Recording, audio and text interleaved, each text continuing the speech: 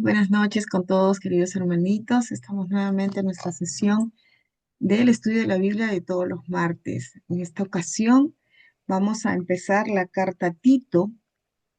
Es una carta muy bonita y también comentarles que pues será nuestra última sesión del año 2025, porque acabando esto vamos a entrar a un receso, ¿no?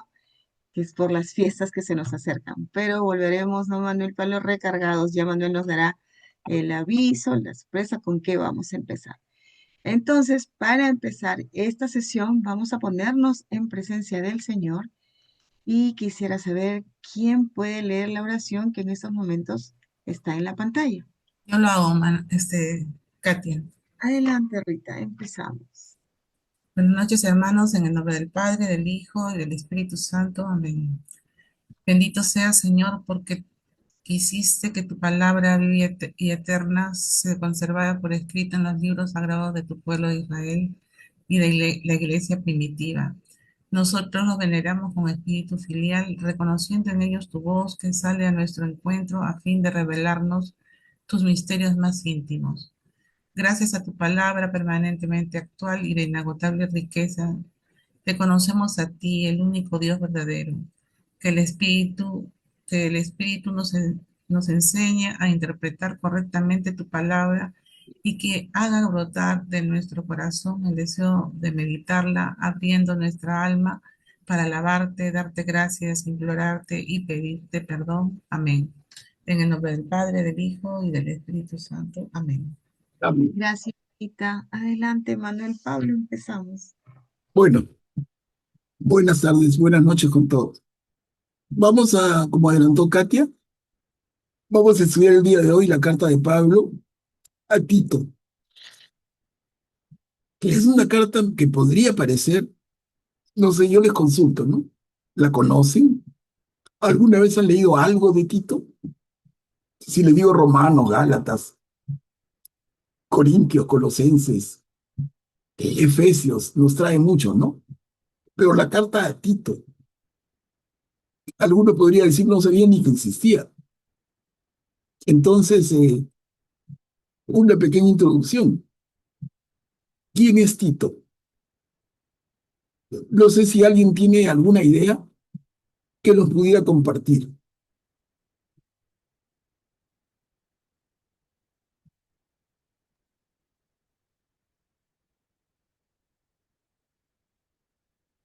No hay manitas Mira, levantadas. Tito es un pagano de origen griego, no judío, ¿no? ¿Y dónde había nacido Tito?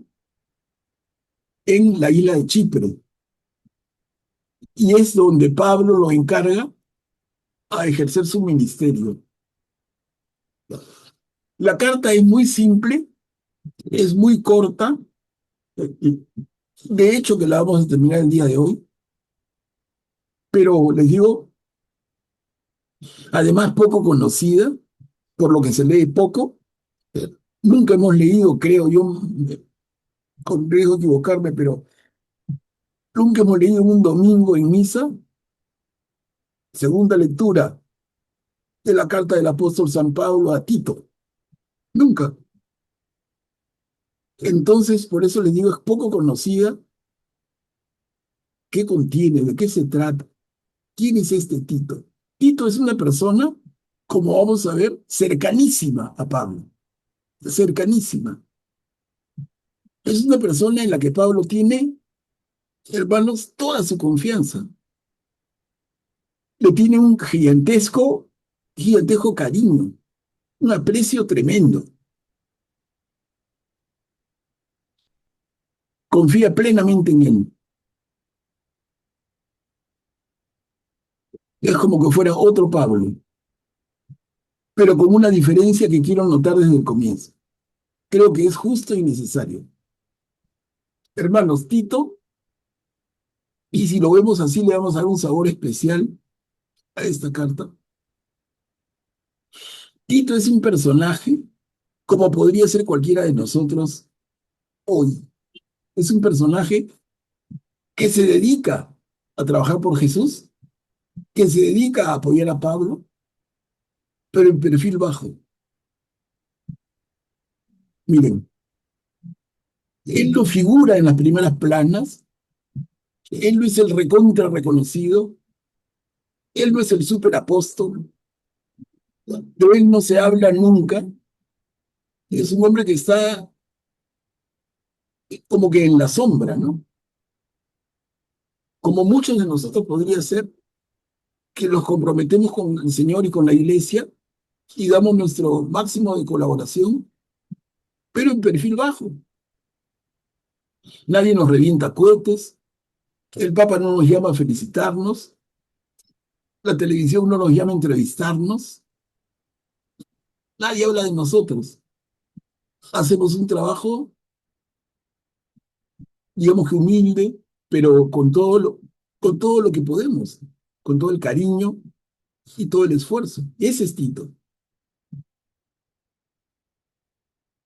No sé si con estas palabras, hermanos, nos interesa un poquito más en ver qué cosa le escribe Pablo a esta persona a quien Pablo quiere tanto, que es Tito. De hecho, es menor que Pablo, y Pablo va a confiar en él, y va a confiar en él la administración nada menos que de la comunidad de creyentes en Chipre. Y vamos a ver dónde queda Chipre, porque si no les digo de verdad, siempre la geografía ayuda. Chipre, un nombre más de tantos que decimos, y no significa nada para mí. Vamos a ver en el mapa, al toque, la isla de Chipre. Miren, ahí lo estamos proyectando. Está el mar Mediterráneo. Voy a ir marcando, mira, si me siguen, mi flecha, esa zona con muchos nombres pegaditos, es la zona de Israel. ¿No? Luego tenemos para aquí Egipto y todo el norte de África. Si subimos, tenemos el Líbano, Siria, y al dar la vuelta, tenemos Tarso, la ciudad donde nació Pablo. Y luego tenemos todo este espacio grande, que es la provincia romana de Asia, lo que es hoy día Turquía.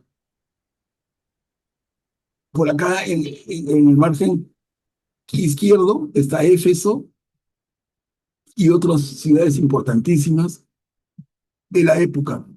Para acá más a nuestra izquierda está Grecia y mucho más a la izquierda está Roma. No nos ubicamos entonces en ese mapa del mundo de la Biblia. ¿Dónde está Chipre? Chipre es esta isla, miren. A ver, la voy a marcar con mi flechita. Esta isla. No sé si ven mi flecha, ojalá. Estoy haciendo círculos a Chipre. Entonces está frente al Líbano y debajo de Turquía. Para ir desde Jerusalén o desde la tierra de Israel habría que subir un poco. Pero está directamente frente al Líbano y debajo de Cilicia, debajo de la provincia de Asia. Es una isla bien importante. Miren el tamaño que tiene. En esa isla de Chipre, hermanos, nació Tito. Luego conoció a Pablo, trabajó y caminó con él muchísimo. Y cuando Pablo necesita poner a alguien al frente de la comunidad cristiana en Chipre, Pablo decide que sea nada menos que Tito.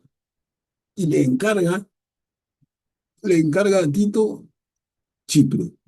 Tito, tú anda y represéntame en Chipre. Y vamos a ver en la corta carta las recomendaciones que le hace, que son muy claras y que realmente ya conocemos, ¿no? En mucho ya conocemos.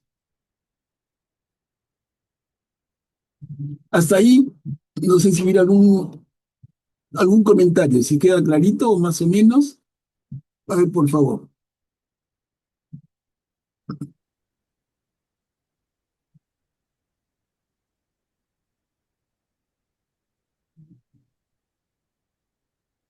Chipre tiene una característica, bueno, tiene las dificultades de cualquier ciudad del mundo de esa época, pero tiene una característica adicional y se van a sorprender quizá. Chipre es sinónimo de mentira. O sea, los habitantes de Chipre, los chipriotas, eran conocidos como los mentirosos, pero así públicamente, decir chipriota era decir mentiroso, y decir mentiroso es decir chipriota. Una fama ganada, podríamos decir, oye, injustamente o justamente. ¿Se la ganaron a pulso o realmente fue inmerecido? Parece que hicieron su esfuerzo, ¿no? Parece que hicieron su mejor esfuerzo por ganarse esa fama. Eran taimadores, tramposos, te ofrecían cosas que no cumplían, doble cara, y se ganaron esa fama de mentirosos. La isla vivía mucho del comercio. Si vemos en su ubicación, el flujo de naves entre las costas del Asia, de lo que ahora se llama Turquía, y la zona de Israel, pasaba cómodamente por Chipre, y eso le daba una importancia estratégica.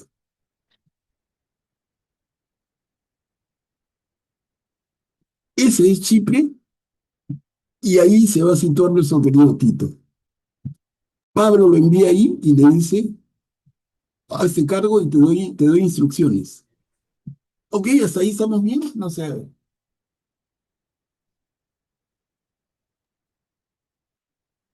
Mm.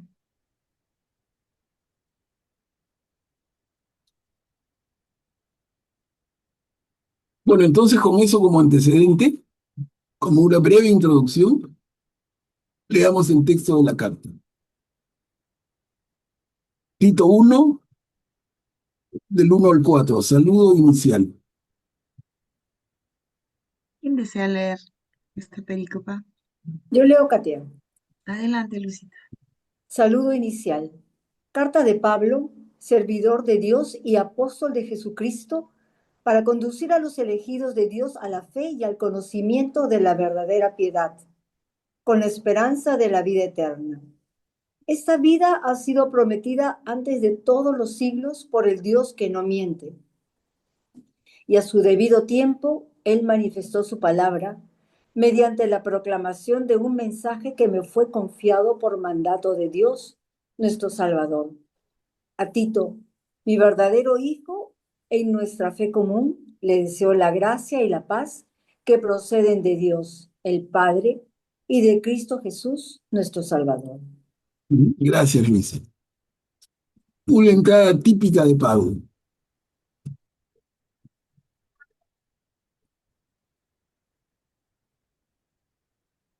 Y dice, esta carta va a Tito, mi verdadero hijo en nuestra fe común. Le deseo la gracia y la paz que proceden de Dios el Padre y de Cristo Jesús, nuestro Salvador. ¿Continuamos? ¿Desea leer? Yo leo. Adelante, Verónica. Cualidades de los presbíteros.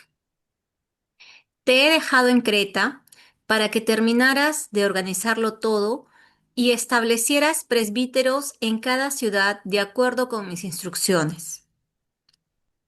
Todos ellos deben ser irreprochables, no haberse casado sino una sola vez y tener hijos creyentes, a los que no se pueda acusar de mala conducta o rebeldía. porque el que preside la comunidad en su calidad de administrador de Dios tiene que ser irreprochable. No debe ser arrogante, ni colérico, ni bebedor, ni pendenciero, ni habido de ganancias deshonestas, sino hospitalario, amigo de hacer el bien, moderado, justo, piadoso, dueño de sí. También debe estar firmemente adherido a la enseñanza cierta, la que está conforme a la norma de la fe, para ser capaz de exhortar en la sana doctrina y refutar a los que la contradicen. Gracias, Verónica. Miren, esto que hemos leído, eso que ha leído Verónica, ya nos parece seguramente familiar. ¿Dónde lo habíamos visto antes? ¿Se acuerdan? La primera Timoteo, Timoteo. cuando habla de los presbíteros, De los prohibidos. ancianos que deben cumplir con una serie de condiciones. Un poco se define como el perfil del puesto de presbítero, de anciano. No deben haberse casado sino una sola vez. No dice no haberse casado nunca.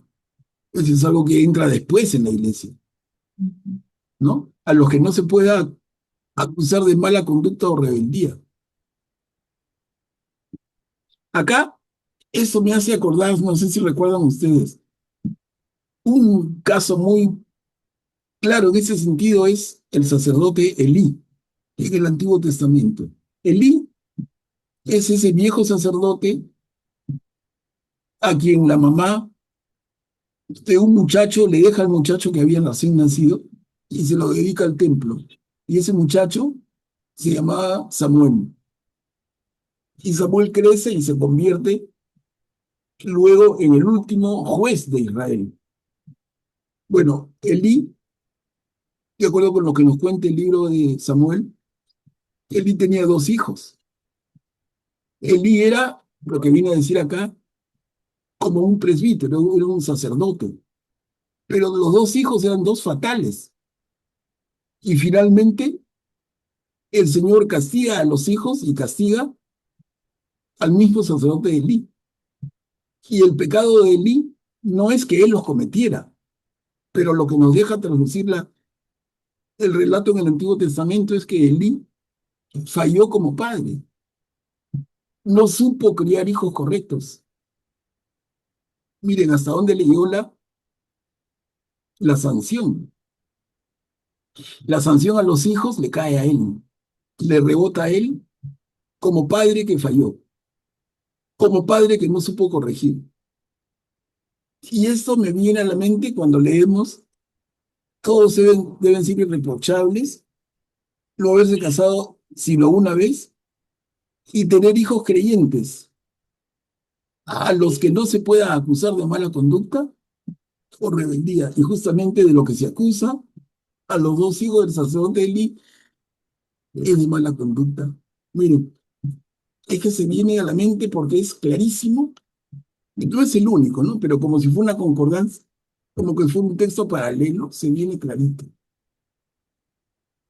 Mm. Y Augusto está luego, pidiendo la... un ratito para terminar, y luego dice, porque el que pretende, perdón, el que preside la comunidad en su calidad de administrador de Dios tiene que ser irreprochable. Y da una serie de características más que están clarísimas. Sí, adelante, Tati. Augusto, por favor, puedes activar tu micro. Sí, buenas noches. Aquí la parte donde traducen como administrador, o sea, se refiere, que es lo mismo que obispo, ¿no? Es episcopo en el original, entonces se refiere al obispo, ¿no? Que se le diría más traducido como obispo, que también significa administrador, ¿no? O sea, es lo mismo, ¿no? Es aquel que administra la comunidad, ¿no? Desde ese tiempo ya se mencionaba al obispo, ¿no? Igual que al presbítero, ¿no? Que tenían funciones no exactas como las tenemos en la actualidad, pero sí ya estaban comenzando a definirse sus funciones, ¿no? Pero también aquí viendo, Tito era un obispo, ¿no? Porque él puede nombrar presbíteros. Claro, Tito es el que está en la cabeza Ujú. de todas las comunidades en la isla de Chipre, de todos. Es como si fuera el gran obispo, sí. ¿No?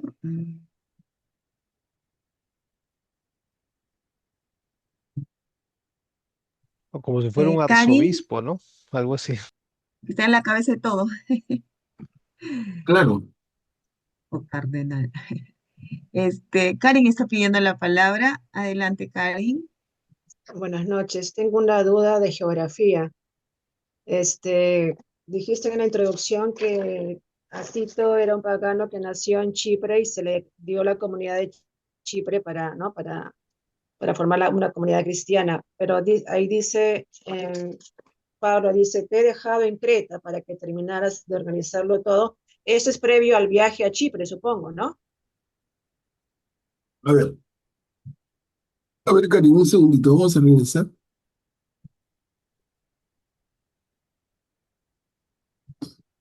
Ah, claro, tienes razón. Acá está Creta y acá está Chipre.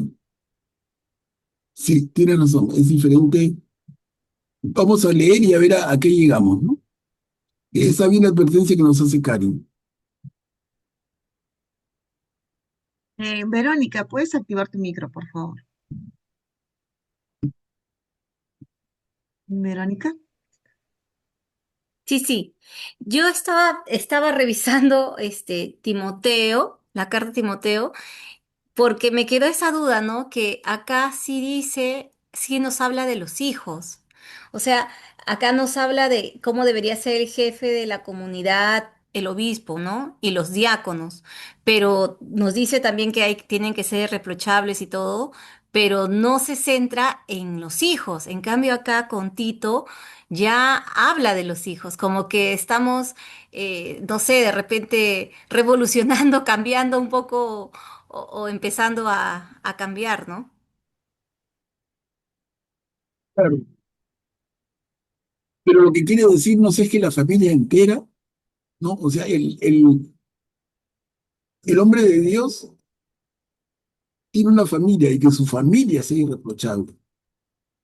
Entonces, es él, su mujer y sus hijos. Es todo el grupo el que debe dar esa imagen de coherencia, de transparencia.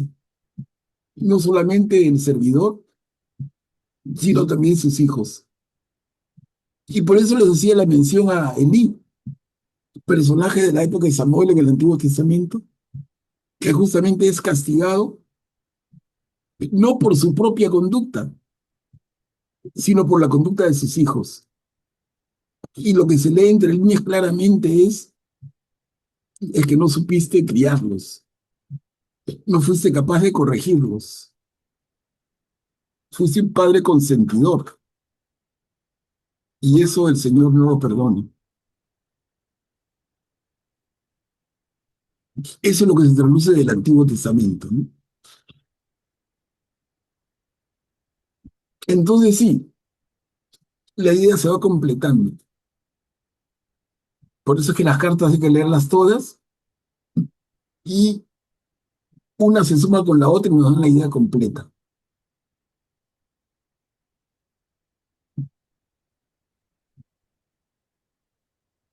A ver, avanzamos.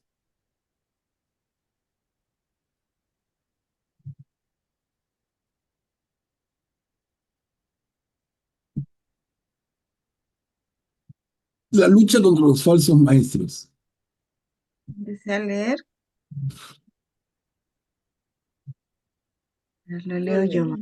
bien. Son muchos, en efecto, los espíritus rebeldes, los charlatanes y seductores, sobre todo entre los circuncisos. A esos es necesario taparles la boca, porque trastornan a familias enteras, enseñando lo que no se debe por una vil ganancia. Uno de ellos, su propio profeta, ha dicho: cretenses, eternos mentirosos, animales perversos, glotones y perezosos. Y esta afirmación es verdadera.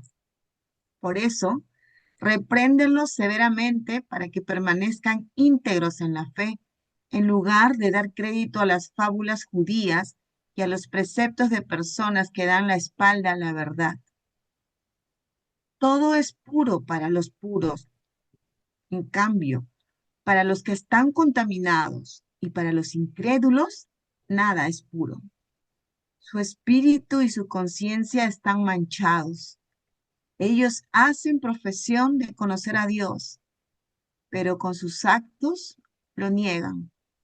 Son personas abominables, rebeldes, incapaces de cualquier obra buena. Gracias, Katia. Miren, y por lo que estamos leyendo, estoy en la duda. Yo creo que me adelanté al decir Chipre y era Creta. Y la observación de Karin fue correcta, ¿no? O sea, es Creta. Los mentirosos serían los cretenses, no los chipriotas. Me corrijo, ¿no? ¿Mm? Me corrijo, está bien. Y si regresamos al mapa, que yo mismo busqué acá, Chipre, y acá está Creta. Creta debajo de Grecia y Creta muy cerca también de las costas de la provincia de Asia.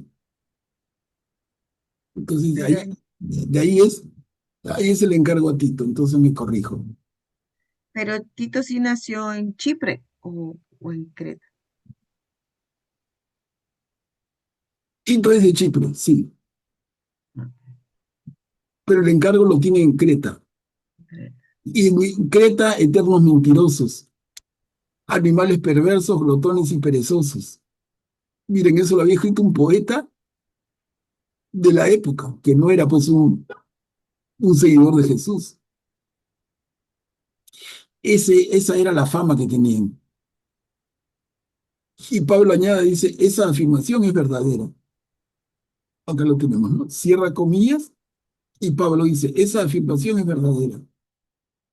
Por eso tú, Tito, repréndelos severamente para que permanezcan íntegros en la fe, en lugar de dar crédito a fábulas judías y preceptos de personas que dan la espalda a la verdad. O sea, es un encargo difícil. Tito tiene que lidiar con gente que está llena de malos hábitos, llena de vicios, como la mentira. Tremendo, ¿no? A través de la mentira te pueden decir sí, sí, sí, Tito, y al final hacen otra cosa. No hay coherencia, no hay sinceridad, no hay compromiso. Qué fuerte, ¿no? Qué fuerte y qué actual puede sonar también. Porque cuántas comunidades católicas nuestras se pueden comportar de esa manera, como los cretenses. ¿Y cuántos obispos pueden sufrir como le toca sufrir a Tito, enfrentando a ese tipo de gente? Gente que te dice sí y es no. A ver, seguimos, entramos al capítulo 2. Deberes de los fieles.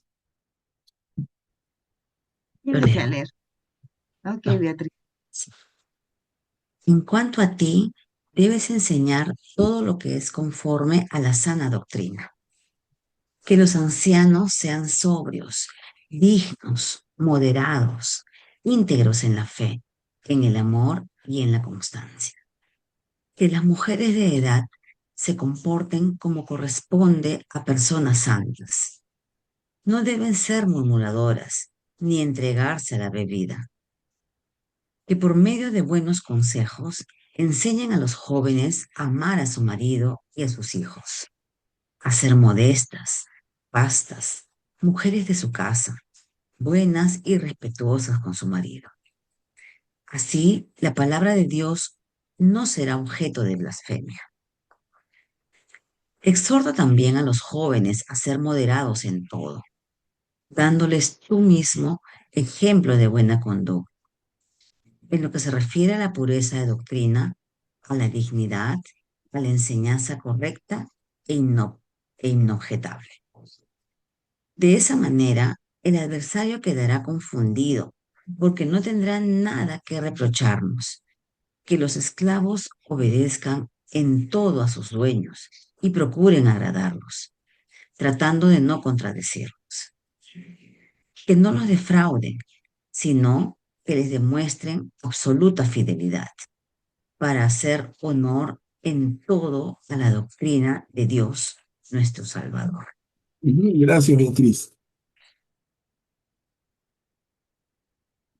Empieza: en cuanto a ti, Tito, debes enseñar todo lo que es conforme a la sana doctrina.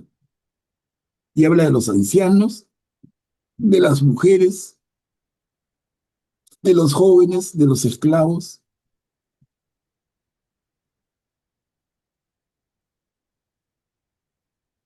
Mire, cuando habla de las mujeres,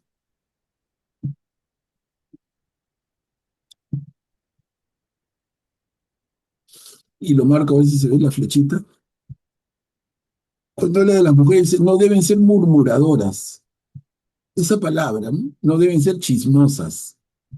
Hablando en el castellano nuestro, de nuestro siglo, es la palabra chismosa. En aquel tiempo decían murmurador, más elegante, ¿no? Oye, no estoy murmurando, no seas chismosa, no estés chismoseando. Pero la murmuración, el chisme, es un tremendo pecado, ya lo hemos hablado antes, es un tremendo pecado y lamentablemente no nos damos cuenta de ello. Pero somos de chismosos, pero qué bárbaro. Incluso saliendo de misa, ¿no? Mira la fulana cómo está vestida, qué feo pantalón, que no combina con esa blusa, que mira al marido, que mira el esto, que mira lo otro, y el chisme está pero en la punta de la lengua. Y eso es murmurar. Y eso en la iglesia es pecado. Y ya aquí Pablo lo habla. Tito, las mujeres no deben ser murmuradoras, no deben ser chismosas. Y eso se relaciona con la carta de Santiago, que ya hemos leído, ¿no? Cuando dice, la lengua es como una punta de veneno. Lo que contamina no es lo que entra por la boca, sino que sale por la boca, que son las palabras maldichas, ¿no? Y la palabra maldicha es maldecir, una maldición. Miren qué feo, ¿no? Katy, adelante, creo que está Tilio. Sí. Atilio, por favor, puedes activar tu micro. Gracias, Cato. Buenas noches, más, Pablo. Yo quería hacer una pregunta, pero sobre lo anterior, sobre los presbíteros. ¿Todavía estas reglas existen para la selección de obispos y arzobispos? ¿Cuentan? Porque me queda la duda, ¿no? Ejemplo, en Huacho había un obispo que era muy querido, era de la zona, y él pues vivía modestamente en una pequeña casita que pagaba el obispado. Y cuando él ya cumplió los años, vino otro obispo, nombraron a un obispo que vino de Italia, ¿ya? Y él le expresa a las personas que lo recibieron que cómo era posible que el obispo viviera en esa casa. Y bueno, hace 2 meses que fui a Huacho con mi hermano, fuimos a la casa del obispo y era un palacio, o sea, realmente es un caserón. Entonces, al leer esto, yo diría pues a San Pablo otra vez, creo que se han olvidado de tu carta, ¿no? Porque vive con lujo. Le dio COVID y se vino acá a la clínica angloamericana. No fue al Seguro Social. Por eso tengo mis dudas. Manuel Pablo, por favor, no sé. Bueno, ¿qué te puedo decir? Difícil de comentar eso, ¿no?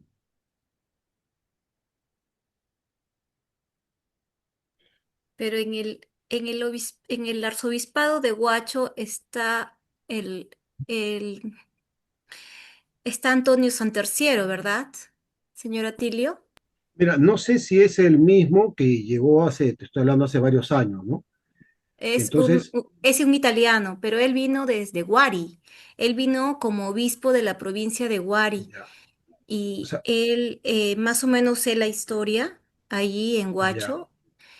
Eh, Él vino muy pobre en realidad de Huari. Él había construido en Huari un seminario y por los problemas que tuvo, él ya, siempre quería abrir más, más casa para seminaristas.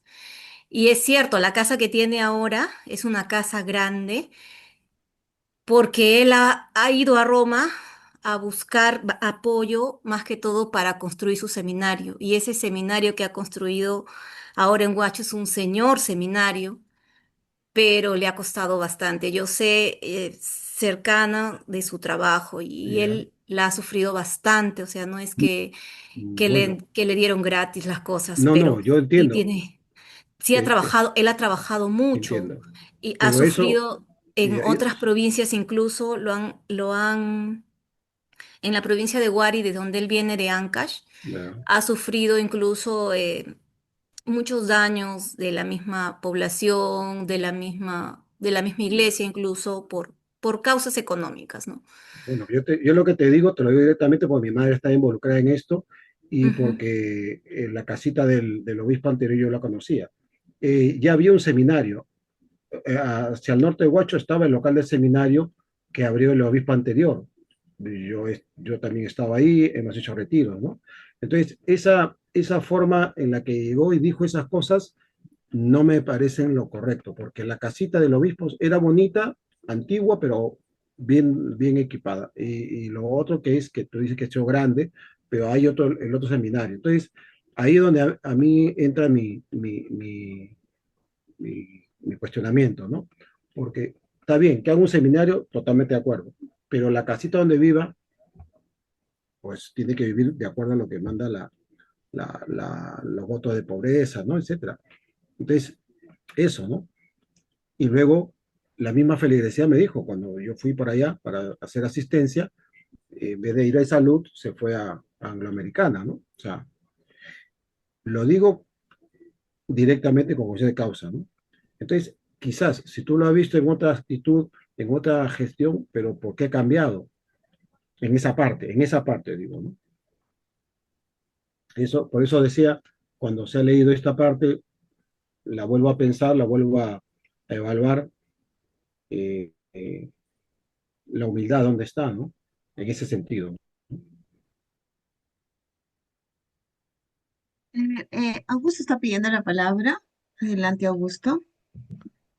Quizás sería más prudente conocer todo el caso en su totalidad, ¿no? Antes de hacer un juicio de valor sobre una persona, ¿no? Porque no sabemos, por principio no todos toman voto de pobreza. Eso no es así. Solo algunas comunidades religiosas toman voto de pobreza.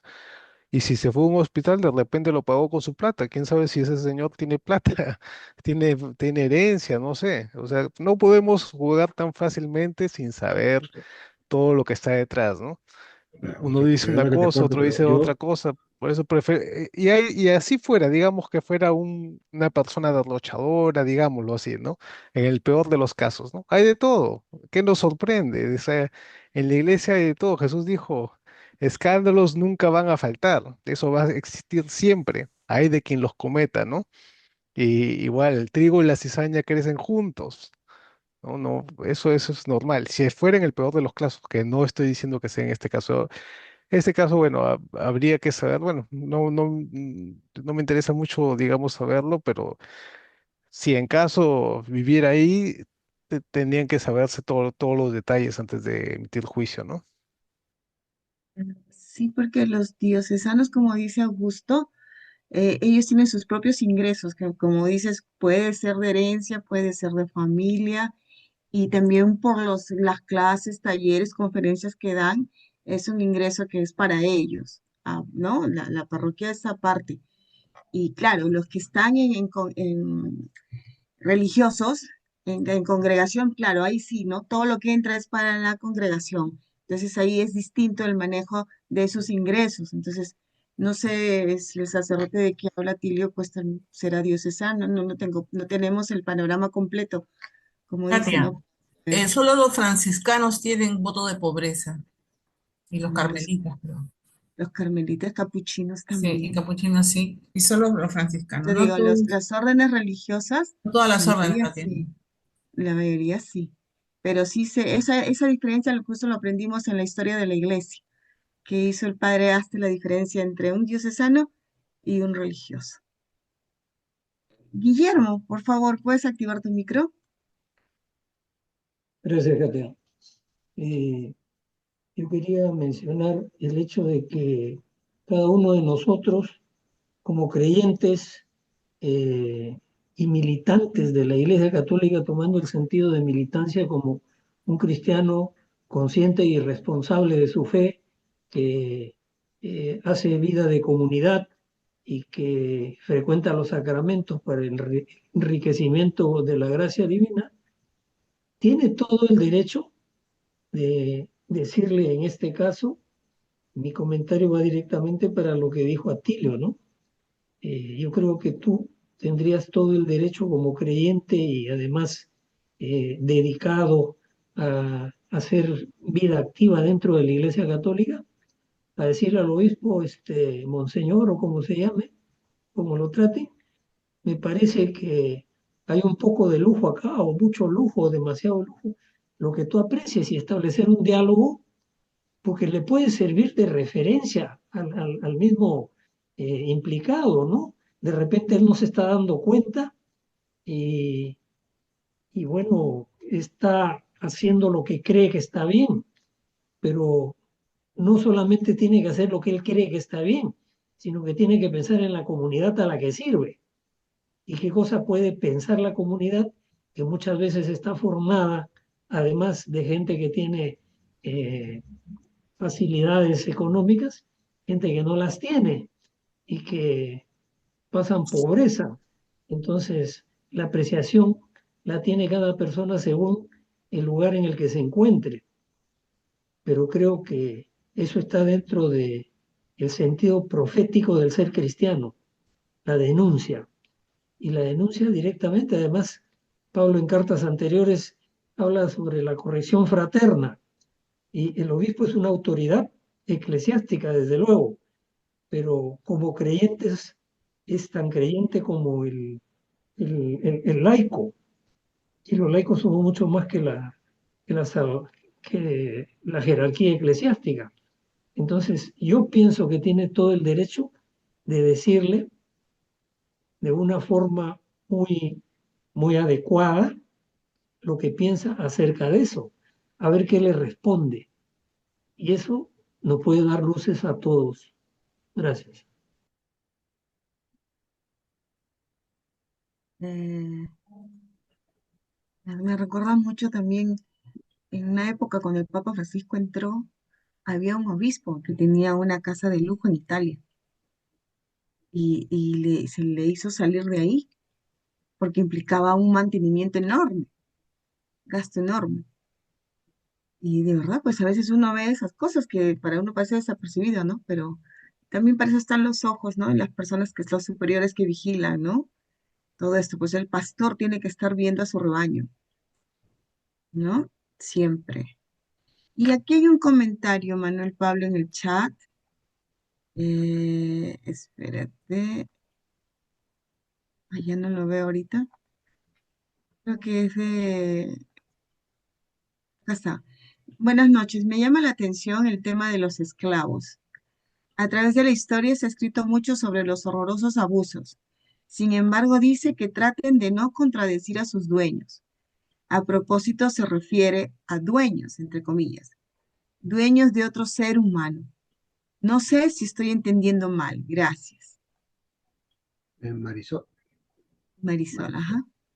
Ese es un punto bien interesante, ¿no?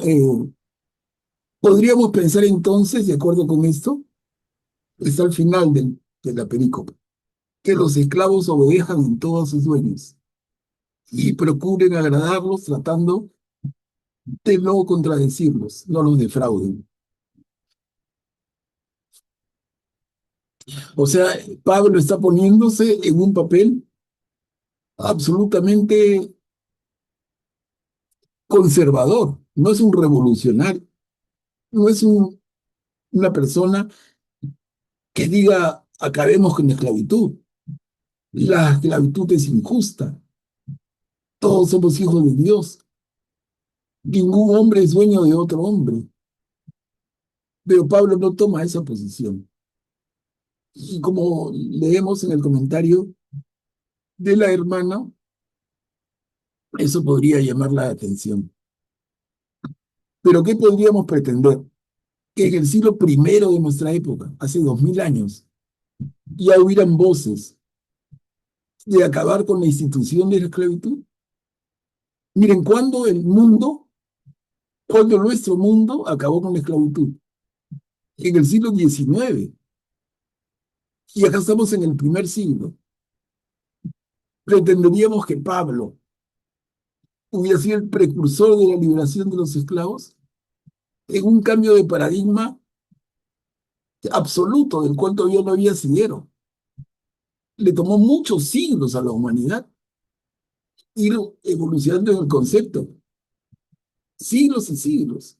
Todavía en tiempo de Pablo se acepta la esclavitud como una conformación social natural, que cuesta, pero hay que ponernos en la época. Si no, creo que seríamos muy injustos con Pablo.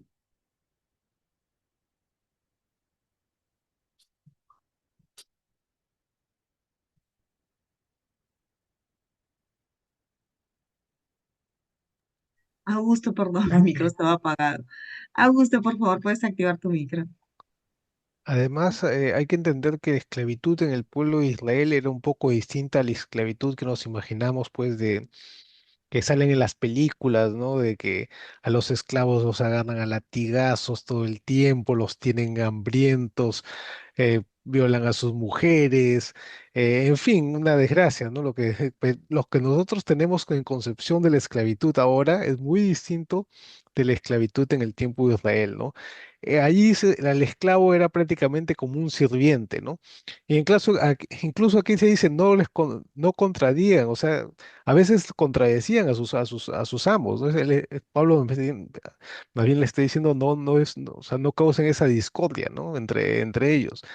Y habían personas que eran libres, que incluso contraían deudas, por ejemplo, porque habían tenido, digamos, un mal sembrío durante varios años y no podían pagar, y iban y se eran esclavos de una familia por un tiempo hasta que pagaran su deuda, ¿no?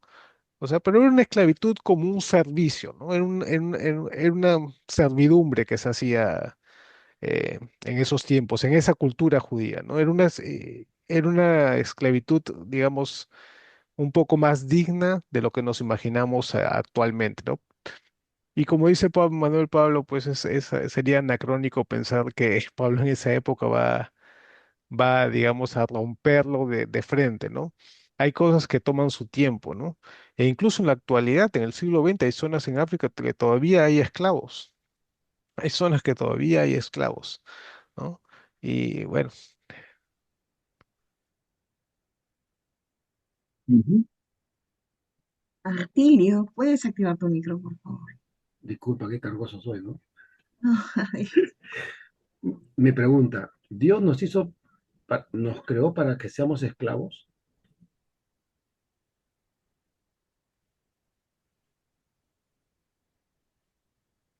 O sea, La ¿por qué respuesta es ser, obvia, ¿no? por qué ser esclavo de otro?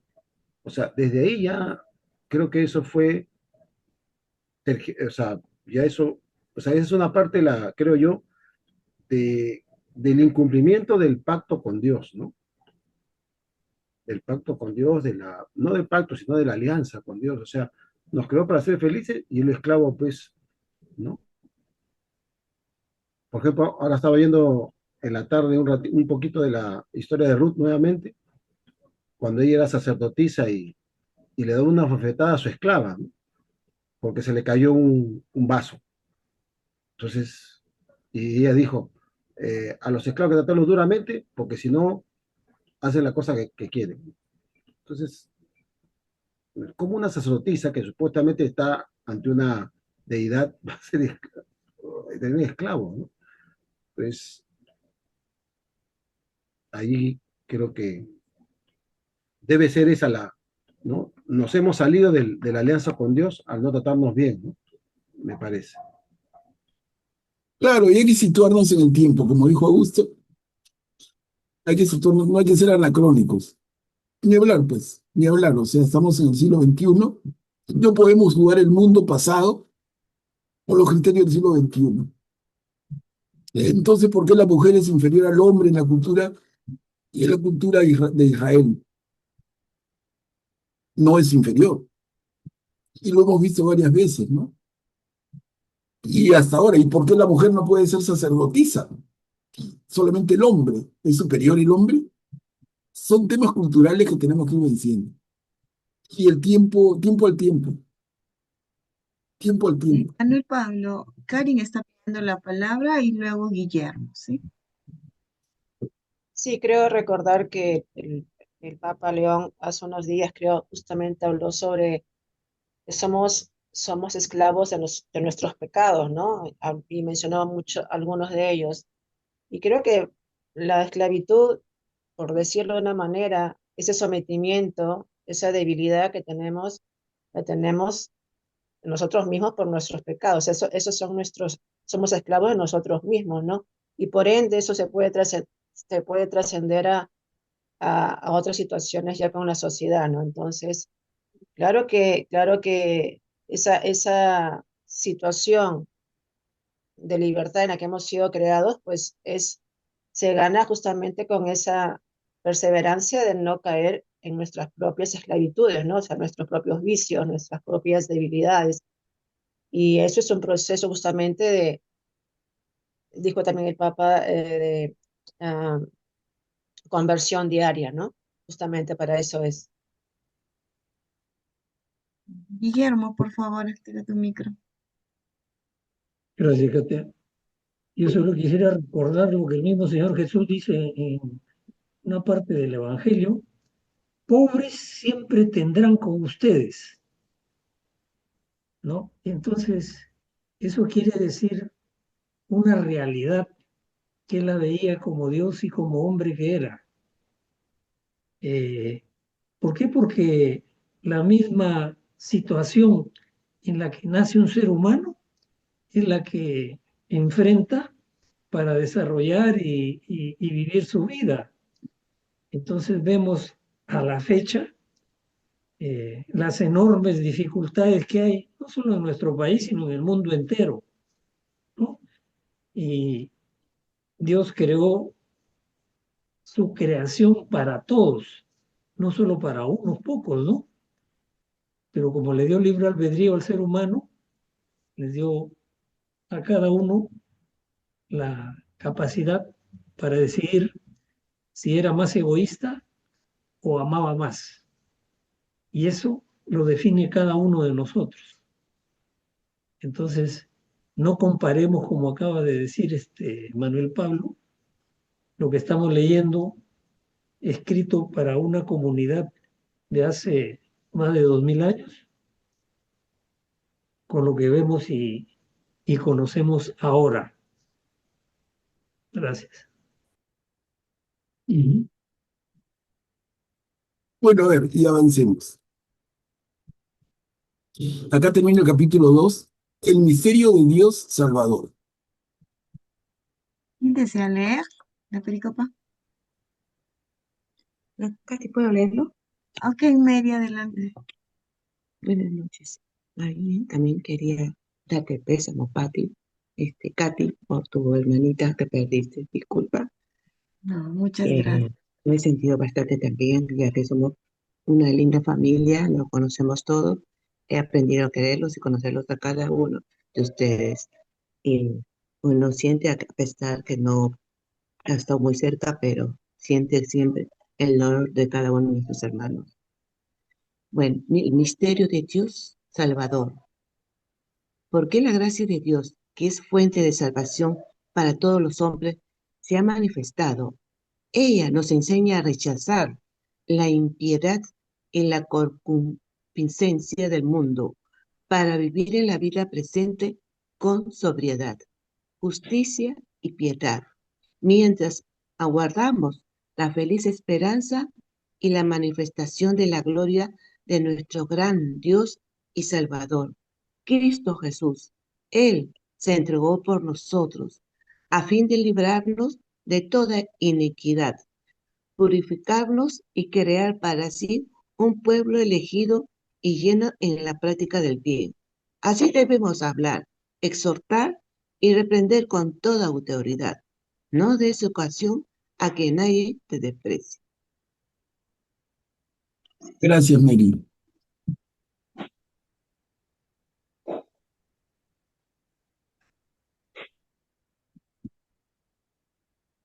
Miren cómo al final del primer párrafo, Pablo con toda claridad habla de la gloria de nuestro gran Dios y Salvador, Cristo Jesús. No presenta a Jesús como hijo de Dios, presenta a Jesús como Dios mismo, cosa que es absolutamente clara y correcta en nuestra fe, de acuerdo con el misterio de la Santísima Trinidad. La manifestación de la gloria de nuestro gran Dios y Salvador, Cristo Jesús. Augusto está pidiendo la palabra. Adelante, Augusto. Sí, también eso también me había dado cuenta también al principio de la carta, sino que no lo había mencionado, pero sí me llamó la atención una parte que dice, y digamos, lo que nos enseña, lo que nos comanda nuestro Dios y Salvador. Y al final dice, y de Dios el Padre y de Cristo Jesús nuestro Salvador. O sea, primero indica nuestro Dios y Salvador y después a Cristo Jesús lo llama el Salvador, ¿no? Que es una forma de adecuar que también es Dios y Salvador, ¿no? O sea, son pequeños detalles que aquí ya lo dice mucho más claro, ¿no? Esa idea de que Jesús es Dios y que a veces nosotros mismos en el siglo XXI tenemos duda de decirlo. Lo hemos conversado antes, ¿no? ¿Quién es Dios? Perdón, ¿quién es Jesús? Bueno, Jesús es el Mesías y por ahí un intrépido Jesús es el Hijo de Dios y hasta ahí llegamos. Pero no nos atrevemos a decir, y tenemos que hacerlo, Jesús es Dios. Y hermanos, acá Pablo lo dice, clarito. Él se entregó por nosotros a fin de librarnos de toda iniquidad, y etcétera. A ver, avanzamos al capítulo 3. Exhortación a la obediencia y a la humildad. ¿Quién desea leer? Yo. Adelante, Cari. Recuerda a todos que respeten a los gobernantes y a las autoridades, que les obedezcan y estén siempre dispuestos para cualquier obra buena, que no injurien a nadie y sean amantes de la paz, que sean benévolos y demuestren una gran humildad con todos los hombres, porque también nosotros antes éramos insensatos, rebeldes, extraviados, esclavos de los malos deseos y de toda clase de concupiscencias, y vivíamos en la maldad y la envidia, siendo objeto de odio y odiándonos los unos a los otros. Gracias, Karim. Miren, vivíamos odiándonos los unos a los otros, contrario al mandamiento de Jesús, que es amarnos los unos a los otros. Nosotros tenemos que vivir amándonos, no que vivir odiando. No injurien a nadie, sean amantes de la paz. Y arriba dice, recuerda que todos respeten a los gobernantes y a las autoridades. estén siempre dispuestos para cualquier obra buena. Otra vez aquí se ve un Pablo, así como que no enfrenta la institución de la esclavitud, tampoco es que reniegue del orden social, que rechace los gobiernos, que sea origen y causa de revueltas. No, es una posición muy tranquila. O sea, nuestra revolución es interior en cada uno. No está en cambiar el orden de cosas, liberar a los esclavos, irnos contra las autoridades. Nuestra revolución es interior, no en el odiarnos, sino en el amarnos.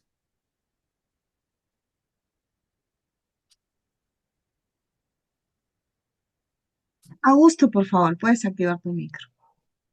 Me da la impresión como si Pablo tuviera una visión que va mucho más allá, pues, de este mundo, ¿no? Que tiene la visión última, ¿no? Esa es tiene la visión de un santo, ¿no? Ese es exactamente, ¿no? O sea, a nosotros nos puede parecer, pero ¿cómo? Si obedecer a los gobernantes, y los gobernantes son unos desgraciados, que esto, que lo otro, ¿no? Pero Cristo decía, si el que te pega a una mejilla, ofrécele la otra, ¿no? Es algo, es un pensamiento ya que ya va más allá, ¿no? Pablo quizás no se interesa mucho de lo que te ha tocado vivir en este mundo, sino de qué puedes hacer con lo que te ha tocado vivir para alcanzar la santidad, ¿no? Así te hayas tocado vivir en el peor de los lugares. ¿Qué puedes hacer dentro de lo que te ha tocado para, para llegar hacia Dios, ¿no? Y él ve su mirada siempre está puesta ahí, en la meta, ¿no? No presta, creo que Pablo me da la impresión que no presta muchos detalles, que en cómo se vive aquí, no le da tanta importancia, ¿no? Como nosotros le podíamos dar, ¿no? Para él su mirada está puesta al final y todo lo que sirva para llegar a ese final, ¿no? Y por eso creo que Pablo quizás no le importa tanto cambiar ese orden social ni cambiar todo esto, porque para él eso no es lo importante, ¿no? Si dependiera de ese orden social la salvación, bueno, quizás sí lo haría, ¿no? Pero yo creo que él tiene la mirada puesta que desde cualquier lugar puedes llegar hacia Dios, ¿no? Solo tienes que enfocarte a Él y amar, ¿no? Desde el lugar donde te haya tocado estar. Y eso también con muchos santos, ¿no? Como Padre Pío, ¿no? Sufrió tantas injusticias incluso por parte de la iglesia y no era pues de quejarse, de injuriar, ¿no? Vivió recluido ¿no? Vivió su vida de santidad, ¿no? Y a pesar de todos los muchos años que vivió, ¿no? Así, digamos, castigado en cierta forma, ¿no? Y después fue redimido, ¿no? Su imagen fue redimida al final. Pero también me recuerda a Jesús ante Pilatos, ¿no? Cuando le dice, tú estás ahí porque mi padre te ha puesto ahí, ¿no? Pero claro, el Señor también le habla, pero claro, no de una forma belicosa, porque también todos no somos profetas, dicen que el profeta anuncia y denuncia. Y tenemos también pues a Juan Bautista, ¿no? Que le decía las cosas como eran, ¿no? A Herodes, y que por eso él pagó, ¿no? Lo encarcelaron y todo. Creo que sí podemos denunciar y decir lo que está mal, pero no de esta forma agresiva ni belicosa, ¿no? Sino denunciando, diciendo lo que nos parece que está mal. Por eso dice, sin injuriar, ¿no? Pero siendo amantes de la paz. Me parece que va por ahí. Claro, y además, ya lo que dice Augusto y Katia bien, volvemos a leer el primer párrafo de 2 líneas. Dice, obedezcan y siempre estén dispuestos para cualquier obra buena. No es obedecer al mal, obedecer para la obra buena, suponiendo que el gobernante apunta al bien, ¿no? Pero el tema da para mucho, de hecho, porque si uno es uno de corazón revolucionario, dicen, caramba, ¿qué pasa? Acá están quedadazos, ¿no? Acá ya merecía que el mundo sea otro. Debería hablar de revoluciones, de bajarse los gobiernos, de liberar a los esclavos. de igualdad de derechos a la mujer, de prohibir el maltrato a los niños, cosas que sucedían en aquella época. Es interesante. A ver, continuamos. El renacimiento bautismal. ¿Quién desea leer? Quien no haya leído, a ver, ¿quién se anima? ¿Mm? Yo Ad- leo. Adelante, Verónica. El renacimiento bautismal. Pero cuando se manifestó la bondad de Dios, nuestro Salvador, y su amor a los hombres, no por las obras de justicia que habíamos realizado, sino solamente por su misericordia, Él nos salvó, haciéndonos renacer por el bautismo y renovándonos por el Espíritu Santo. Y derramó abundantemente ese Espíritu sobre nosotros por medio de Jesucristo, nuestro Salvador, a fin de que, justificados por su gracia, seamos en esperanza herederos de la vida eterna. Gracias, Verónica.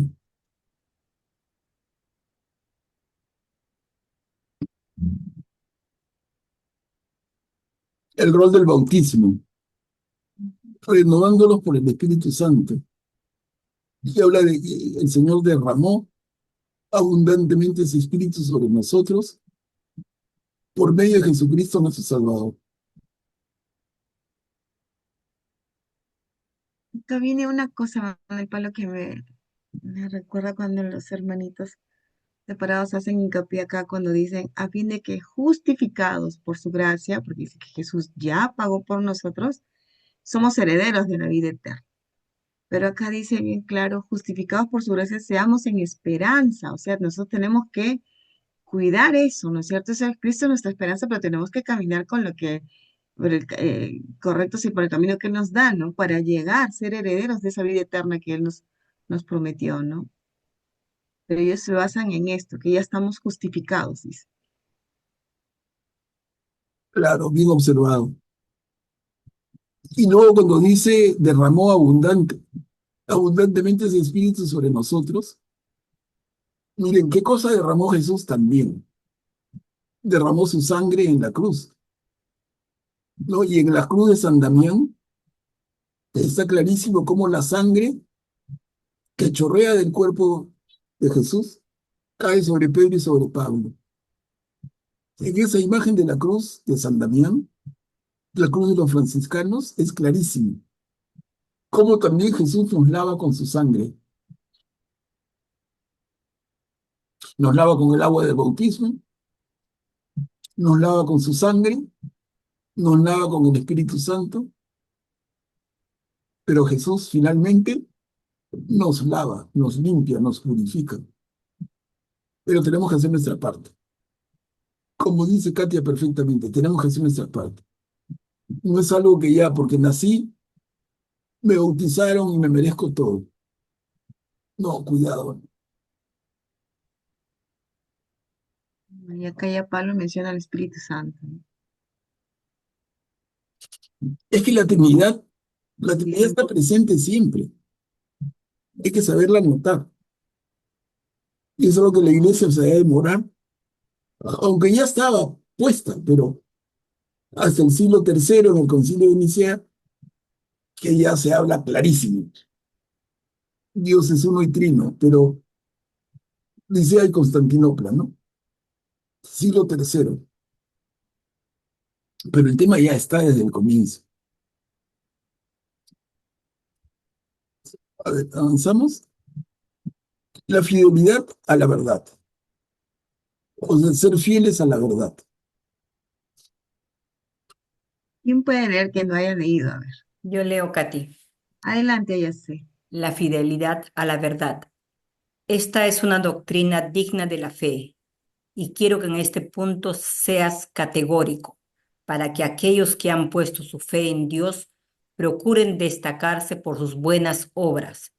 Esto sí que es bueno y provechoso para los hombres. Evita, en cambio, las investigaciones insensatas, las genealogías, las polémicas y las controversias sobre la ley, todo eso es inútil y vano. En cuanto a los que crean facciones después de una primera y segunda advertencia, apártate de ellos. Ya sabes que son extraviados y pecadores que se condenan a sí mismos. Gracias, Yacé. Mira, y lo que dices al fin, lo que ha ido Yacé al final, tiene que ver directamente con la corrección fraterna, ¿no? Mm. Habla de una primera advertencia, una segunda advertencia, y si persisten, apártate. Es la corrección fraterna, de la Y que cuando también se dice, habló hoy día, ¿no? Se ha hablado de eso hoy día también. o sea, cuando dice en cuanto a los que crean facciones, o sea, grupos, Los grupitos, sectarios, ¿no? separaciones. Claro, los sectarios. Y eso es lo que la iglesia sufre hasta ahora. Y se denuncian sectas y comportamientos sectarios. Y después esos movimientos se molestan. Ahorita nomás hay un tema muy delicado que no sabemos en qué va a terminar, con este grupo de la Iglesia Católica que se llama los Heraldos del Evangelio. ¿Qué Hay pasa, un no? tremendo tema ahí, tremendo tema. ¿Qué hay ¿Qué detrás? pasa? Creo que no tenemos elementos todavía, ¿no? Pero, pero en el Vaticano algo saben que nosotros no sabemos y por lo cual los han limitado muchísimo. Hace 8 años que no pueden nombrar un sacerdote. Están bien dura la cosa por ahí. Entonces, cuando hablamos de ese carácter de crear facciones, de sectarios, hay que tener mucho cuidado.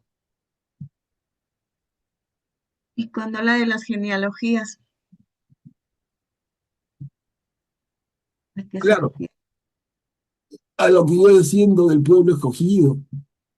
Acuérdate que hay 10 tribus perdidas y luego entonces aparecen un montón de pueblos diciendo yo pertenezco a tal o a tal otra tribu. Yo pertenezco al pueblo elegido de Israel. Y hasta ahora existe en debate. Hasta ahora siguen apareciendo los que reclaman su pertenencia al pueblo original. Y dicen, nosotros somos de las tribus perdidas. Y la mayoría que reclaman son de origen de la zona de Rusia, del este de Asia, perdón, de Europa del Este, ¿no? La mayoría. Pero son temas bien controvertidos, hay que seguirlos. A mí no es que me apasione, ¿eh? Pero sí los leo. Me dice todo esto es inútil y vano, ¿no? O sea,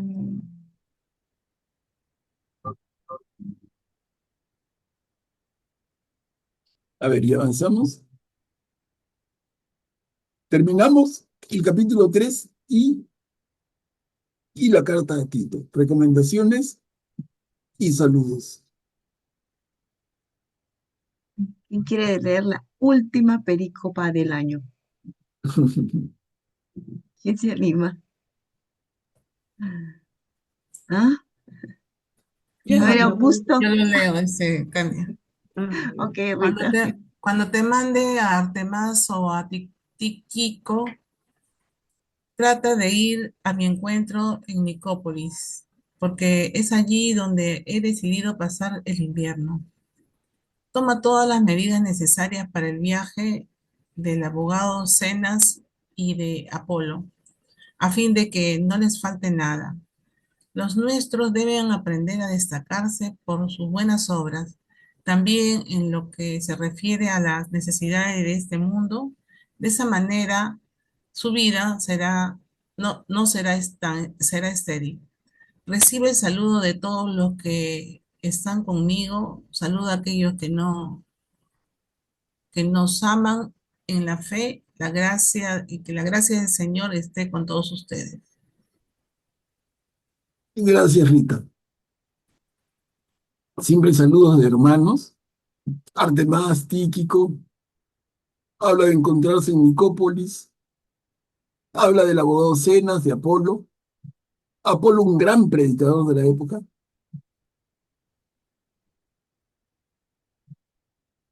Este es el Apolo que dice, no digan yo soy de Pablo, yo soy de Eh, Apolo, yo soy de... claro, o cuando dice también, uno sembró, el Ah, otro regó, ¿no? Se refiere a él y a Apolo. Claro, Pablo siembra y Apolo riega, pero Jesús cosecha, ¿no?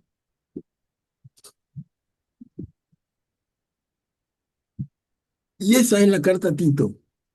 Como les decía, es una carta sencilla, pero que tiene una significación muy especial si la vemos, como les comenté al inicio. Tito es una persona de absoluta confianza de Pablo y Pablo le encarga que supervise una comunidad en esa isla que es especialmente difícil, especialmente difícil. Miren, y para terminar había preparado, porque aquí terminamos la carta a Tito, y había preparado una diapositiva que ya la habíamos visto, y son las cartas de Pablo. Miren, como terminar esta sesión con la que cerramos el año, vale la pena hacer esta revisión. Tenemos 7 cartas paulinas. Ahí están las que son las de arriba. Y luego lo que conocemos como cartas Paulino. Las cartas paulinas, primera a Tesalonicenses, primera y segunda Corintios, Filipenses, Gálatas, Romanos y Filemón. 7 cartas. De esas 7 cartas, hermanos, todas hemos leído menos Romanos. Si hacen un check, ya hemos leído primera Tesalonicenses, primera y segunda Corintios, Filipenses, Gálatas y Filemón. Y luego, hay un segundo grupo, cartas Paulinas, segunda Tesalonicenses, Colosenses, Efesios, primera y segunda Timoteo y Tito. Y todas esas ya las hemos leído. Bueno, son 6 más. 7 y 6, 13 cartas. Que son las cartas que nuestra Biblia nos presenta como cartas de Pablo. De las 13, solamente nos falta estudiar la carta a los romanos. Y la hemos dejado para el final porque es la más completa. No solamente sería injusto, sería totalmente eh, equivocado decir la carta a los romanos resume todas las anteriores, no, porque las considera sí, pero va más allá, las organiza. En todos los casos que hemos visto, de las 13, las 12 cartas que hemos leído ya, hemos ido viendo cómo Pablo escribe a comunidades o a alguna persona en especial con quien él tiene un trato ya establecido. Pablo estaba en Tesalónica, en Corinto, en Filipos, en Galacia. Pablo conoce a Filemón, a Timoteo, a Tito. Pablo estaba en Colosas, en Éfeso. Entonces se dirige a gente, a comunidades con las que él ha trabajado. Con la carta de los romanos, que es la que nos toca para continuar, que ya será en los primeros días de enero, porque la próxima semana ya es la semana de Navidad y hay que darnos un aire, ¿no? Es justo, es necesario. Pero cuando retomemos, vamos a retomar la carta de los romanos, que es la única de las cartas de Pablo que no hemos trabajado. Y les digo, ¿por qué quedó para el final? Porque es la cereza de la torta. Porque es la única comunidad, la comunidad de Roma, es la única en la que Pablo no ha estado todavía. En todos los casos anteriores, Pablo le dirige cartas a gente que ya conoce y a comunidades que lo han escuchado. directamente, pero en el caso de Romanos, no. En la carta a los Romanos, Pablo prepara su viaje. Pablo prepara su viaje. Por eso la carta es mucho más completa y además pertenece a la madurez de Pablo. Vamos a estudiarla a partir de enero, con paciencia, de a poquitos, al ritmo como acostumbramos, ¿no? Al ritmo que podamos ir, más rápido, más lento, como quieran, pero sacarle el jugo a esa carta que de verdad que nos presenta a Pablo en toda su dimensión. Es la carta más teológica, es la carta más completa de Pablo. Y miren, sin querer queriendo, como jugando, vamos a haber dado vuelta a todas, absolutamente a todas, las cartas de Pablo en la Biblia. A 13 cartas. Eso, hermanos, es un lujo. Ojalá que hayamos podido sacarle el jugo a ese esfuerzo. Repasen, van a tener días, repasen las cartas anteriores, pero es un lujo que no todo cristiano y que no todo católico se da. Conocer con sus propios ojitos las cartas de Pablo. No el pedacito que se lee el domingo, todas las cartas. De verdad, tratemos de aprovechar esta oportunidad. Entonces vamos a tener unos días en que espero que, como es del caso, la pasemos en familia, en paz, esperando la venida del Señor, la primera y la segunda, porque en ese tiempo de Adviento recordamos la primera venida, la Navidad, pero nos preparamos para la segunda venida, la parucía. Entonces que sean días de reflexión, días de unidad familiar, días de paz, y de paso en lo nuestro descansen un poquito, recarguen baterías y regresamos ya reconectados en enero, ¿no? Eso es lo que quería decirles. Bueno, y agradecerles por este 2025. Realmente yo me he sentido personalmente muy halagado con su interés, poniendo nuestro granito de arena de la manera más sencilla y humilde, pero creo que en la medida en que leamos la Biblia, hacemos un montón, hermanos. Y luego, eso que leemos y meditamos, hay que ponerlo en práctica, eso es lo más importante al final. Hay que vivirlo.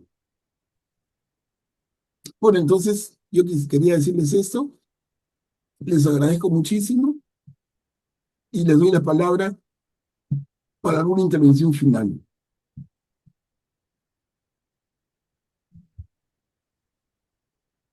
Tan calladitos. Bueno, decirles que retomamos el 2026, el 6 de enero, en Bajada de Reyes. Ahí nos vamos a reencontrar nuevamente.